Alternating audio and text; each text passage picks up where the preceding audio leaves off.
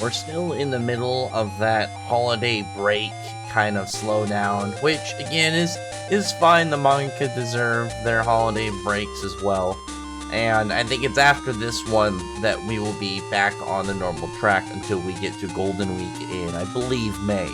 So, I mean, there'll be maybe smaller breaks and, like personal manga ones, but for the most part, the magazine will get back to its regular status. Now, this was a chapter that I think was very needed. This is one of those ones where it gave a good kind of check on an ability, which I think was needed very much. It's like when Dorothy's Glamour World and we found out how that worked and stuff. People thought it was she was unbeatable and stuff, and it's obviously from the story standpoint she can't be unbeatable because she's not the strongest character, so clearly there are people above her. And then we saw with something like Yami cutting his way out of Glamour World in the Captain's Fight episode, it just kind of further validated that understanding of placement in the series, despite magic seeming crazy OP. And Asta's Devil Union was a similar thing. Granted, on top of that, Asta is the main character and he has anti-magic, so there's multiple variables that went into why this form seemed even more OP than a regular oh wow, that's a broken new power that's kind of this character has. Devil Union is something that we don't really have the full, I'd say, understanding of its large scale abilities, because Asta hasn't really talked too much about them.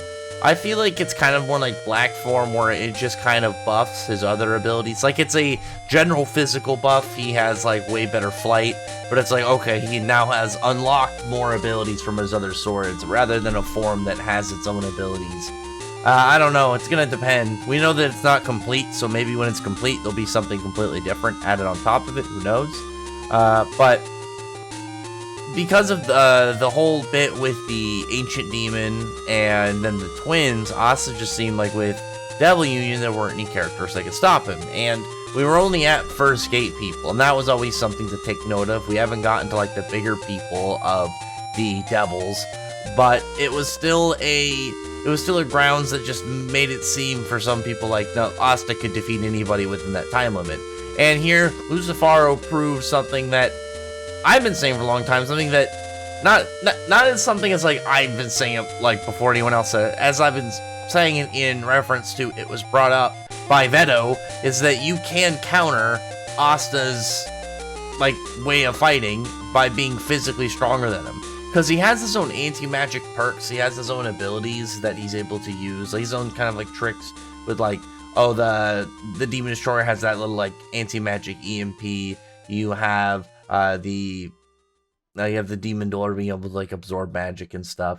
They each have their own kind of thing, but there's still a level of base to anti-magic. When Asta swings his sword, he is pretty much just swinging this giant blade of anti-magic, and if you're able to physically overpower that and stop it, then it's still sharp, it's still something that can affect you, as Lucifero showed when he went to go touch it. It's still something that he can be harmed with if he let it hit him, but clearly it's not fast enough to him, and it's not Asta's not physically strong enough to get past even this half-manifested Lucifero's physical strength.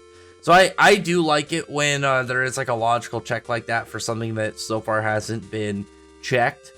Because it's Asta's form obviously was, something he just got. It was something that we hadn't seen in a large scope of events to kind of really gauge it. It was only off of really a couple instances. But it was because of that and the strongest, Lilith and Nama were the strongest people really at the time. And then obviously we got something like Xenon with his Devil Heart and stuff. But keep in mind, that's still someone who's around a general area. Xenon would be stronger, but by how much of that is quantifiable by however kind of degree. And then here we just saw Lucifero half manifested completely body Devil Union Asta, completely just catch his sword and overpower him, knock him straight into the ground. So that shows us that the ceiling of opponents is still so high, again, because this is only half. I would assume that later gates, like 4 or 5, would be above the halfway Lucifero. At least in terms of, like, general power. Maybe, you know, like, mono-mount and hacks are 2 different things entirely. But in terms of, like, general battle threat. So, that though, to me, makes me happy. Because it shows that Asta, though, is still strong, though still capable. Because when Lucifero touched the blade edge with his finger, the anti-magic was still able to cut him. Still capable. It shows Asta isn't in a position to be able just to completely overpower him and defeat him. He's in way more of a spot similar to like with the Veto fight, where it's like he can damage him, but it's like getting to him is tricky in of itself, as well as this character is able to physically just completely overpower Asta and attack him, and way more so than what we saw with Veto, which is another big thing. But all we got from the second Gate Devil, which is weird we didn't get his name. I don't really understand why I didn't get his name. He mostly just kind of hyped up Lucifero this chapter. Libe went and kind of tried to confront Lucifero, and I do like that Lucifero is upset that they're like trying to converse with him. He's like not even happy that these guys are trying to communicate with him, to acknowledge him at all. Like he's upset that he even has to have any form of direct verbal contact with people that have no magic. And he just does like a big gravity kind of AoE attack, just kind of like breaks some of the ground within the general area. Libe's asking if he remembers him. Lucifero just like, no, I don't remember you, you're garbage, kind of thing. Goes into Devil Union, and then Asta, you know, the whole point of him getting stopped. Also, I did like that the first slash, he goes to Lucifero warp space. Yeah, that's another thing I like about the whole aspect of Lucifero having the gravity magic, is even though he is a magic user, because the way that this type of spatial manipulation is happening is it is a byproduct of magic. So it's like you're using magic to affect the space. So when he actually is getting this off and he's teleporting, at that point he's still able to kind of like get away from the anti-magic, and I do like that. It's like it's really cool. It's kind of like how you have hacks for other characters, but you know, it's like some way of having some really broken ability, but Asta, because obviously anti-magic would be able to have a way of fighting back against it. It doesn't mean it's instantly defeated, but it's like, okay, we have a way to combat this ability. Lucifero has that against the main character, and I like that. I actually think that's a really cool, like, just a little side trait to have. I don't think it's, like, crazy important, but it's cool that he has some way of dealing with the main character power. Not entirely, but as a means of, I have a way to kind of generally avoid it. And I think that is a very beneficial trait for his magic nab. But we didn't get a name for the second Gate Devil, which I wish we did. It's cool that we're seeing Lucifero do stuff. I would really like to see the second Gate Devil do stuff. I don't really know now how the next couple chunks are going to go in order if this next chapter plays out. Because I was guessing that some of the captains were going to fight against the second Gate Devil. And if they're going to try and go up against Lucifero here, I don't see who's going to be standing to fight the second Gate Devil and anybody who's going to come next. And that was, to me, the big thing about this arc that made me assume that they had to have another gate open. Because it would have been really strange if there was only, like, if it stopped there. If it stopped only at the first gate, because we already had the Dark Triad and Morris stopped. We haven't seen anything about this other Shining General, if they're going to be important or not. But it was like, at the end of the first gate, it was like, well, is this it? Or aren't they going to get any more? Their forces are pretty much done. Second gate opens, and we have these other guys. So it's like, well, then who is left to fight this next opponent?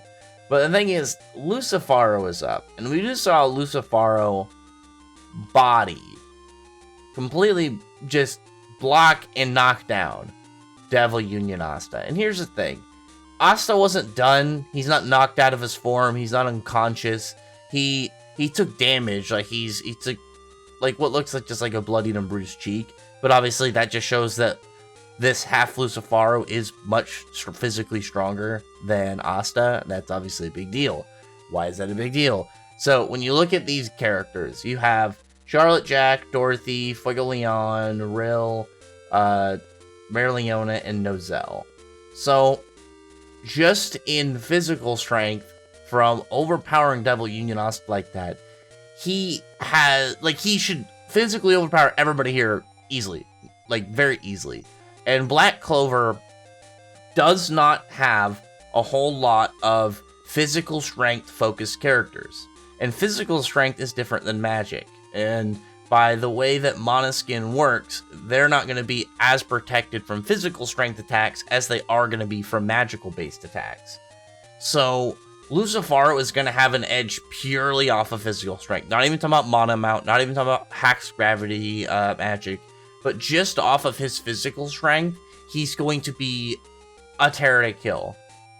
Even in concept, I don't think they are. And here's another thing. He's a devil. He's, like, obviously he's the biggest devil, but he's a devil. So they have to be arcane or have Saint Stage. Fuego Leon's not getting Saint Stage. If Fuego Leon gets Saint Stage, there's no feasible way that the scene could go any other way other than hyping him up for a moment just for Lucifero to crush him. Because I do not see Lucifero blocking Devil Union Asta as easily, and then having something like a good character kind of like crumbs. Because the whole point of him catching the thing was for hype, but when he stops and looks at it and takes his finger and pokes the edge and then like starts bleeding, he gets really upset. That is us finding a little bit more about him. He's mad that this exists. This is something that is a threat to him, and this pisses him off clearly.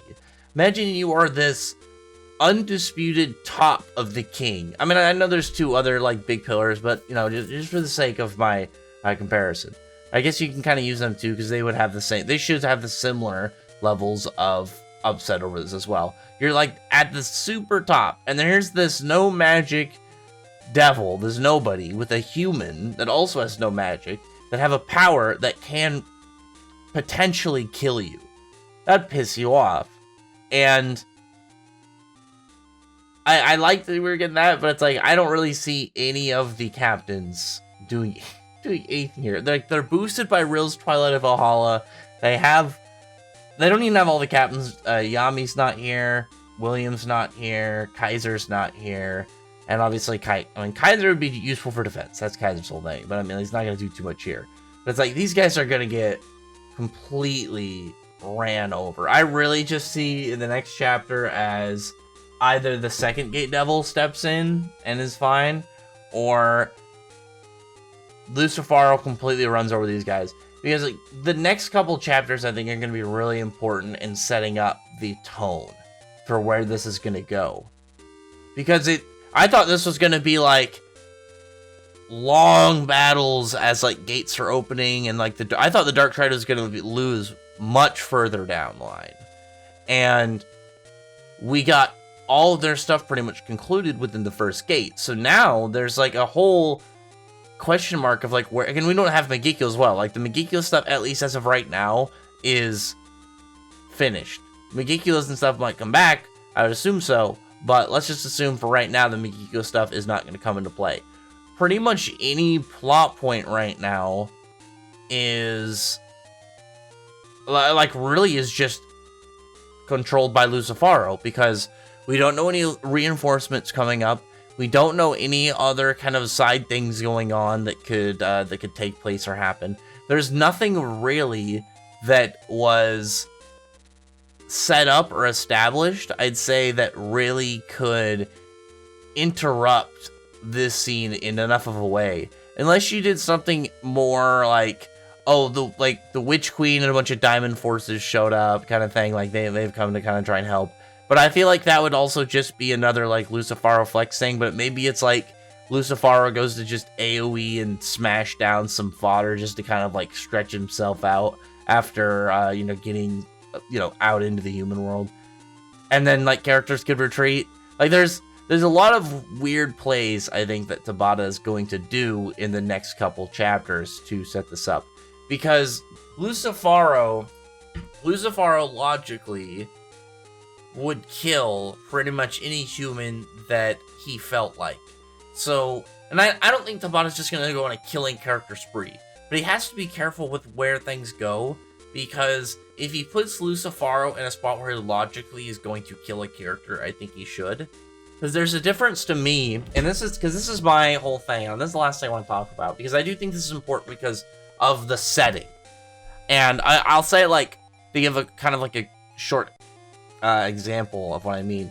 If you were writing a story, say you had two characters and you wrote them as a certain way, and it's like you don't intend for these two characters to really interact, but if you didn't pay attention to how you were writing, you accidentally had these two characters get in a situation where they interacted, and like logically their personalities or whatever they have in the story clash in a way that is very negative, but you have to like logically either let it play out organically or use a Deus Ex Machina to kind of fix the situation. And when, like, there's a difference between a setup and a fix versus, and I'll use one as example, Mimosa. Mimosa showing up to heal Gacha, though I wish that didn't happen, it was still something that existed that logically you could say, yeah, I could see that happening. There were already, like, examples of her healing Life Force. We know her general healing. We know that she went and learned Ultimate Magic. She has True Magic. Luck knows of Mimosa, knows of Mimosa's healing, and Noct has ways of fast travel with his shadows. So it was like, okay, that makes sense. I could see that 100%. I could definitely see that. Whereas, like, if... I don't know, I can't think of one for Black Clover that is, like, a straight-up kind of, like, Deus Ex thing off the top of my head. But, like, say you had something like if you had that same scenario, but for some reason, like, say Mimosa never learned Ultimate Magic, but for some reason in this, it's like, oh yeah, we're gonna reveal now she actually did just for this occasion. That would be more of a problem. So, where I'm going with this is, what I care more about is how things make sense in the story. And if you put a character like Lucifero in a situation where he's just going to start bodying people and there's no way that certain characters could escape this, you know, super devil man, then I think logically then he should kill off some characters. And I know that, like, it's a mainstream shonen. They don't kill off protagonists that often. But it's like, Tabata has to have a good reason, I'd say, for Lucifero not to kill people at the first opportunity he has a character in a killing position. So we'll see. Whenever we get a character in a position where I'm talking about, like, it's like they, like, if you're looking at it logically, Lucifero would say, okay, I'm just gonna kill this character now. Once we get to a point like that, I'll get back to this. But just kind of, like, think of that over is what I mean. If it's set up in a way that it's like it's the only logical scenario, I think he has to do it. Like, otherwise he has to get characters out of there and away from Lucifero, or get Lucifero to leave and kind of go do his own thing and give the characters time to do, you know, whatever they have to in the meantime. But anyway, other than that, comment below. Thumbs up the video with a friend, like button, subscribe button, and check out my other videos. But that, I appreciate all you subscribe. Thank you all for listening. Bye.